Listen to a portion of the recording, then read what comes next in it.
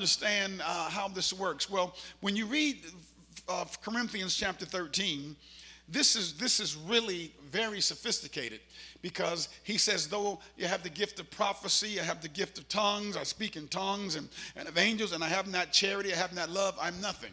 He's saying, in essence, you can operate and still not have love.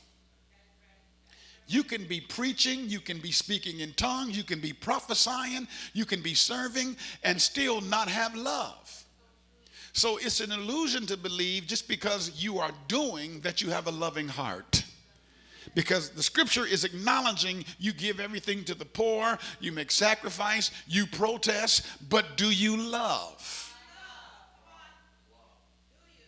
And see, the locomotive has to be love. The engine has to be love. Because the minute there is no gratuity, the minute when there is no acknowledgement, the minute when there is no affirmation, the minute that there is no celebration, and you quit, then you realize you were not doing it for love alone.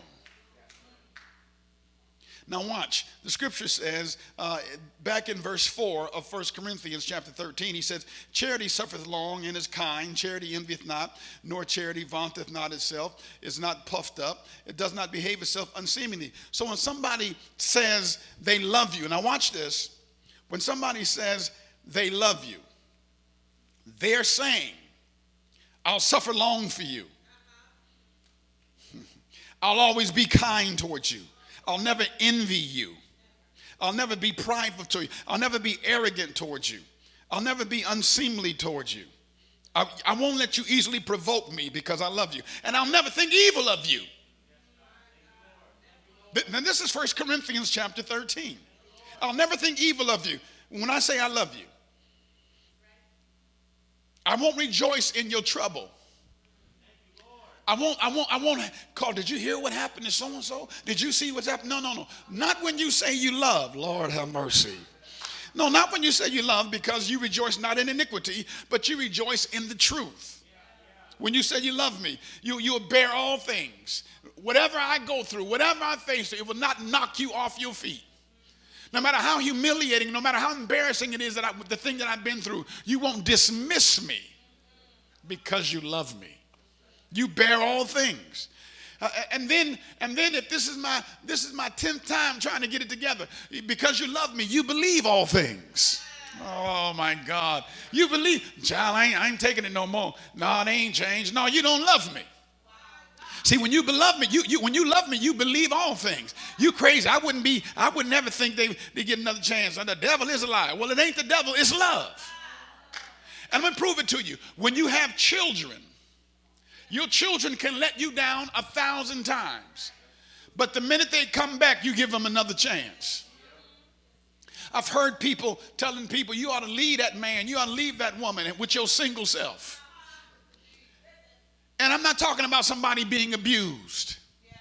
I'm not talking about somebody being abused. I would prophesy to you if you're being abused. I would say, get thy luggage, get thy Samsonite, get thy plane ticket. Yay, fly, fly, fly.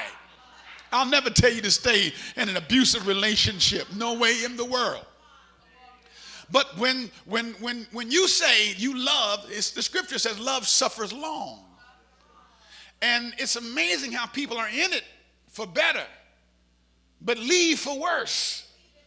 In it for richer, but tired of poorer. And so you really don't love, you need. And so the vows should shift. You should say, I need thee. I need thee.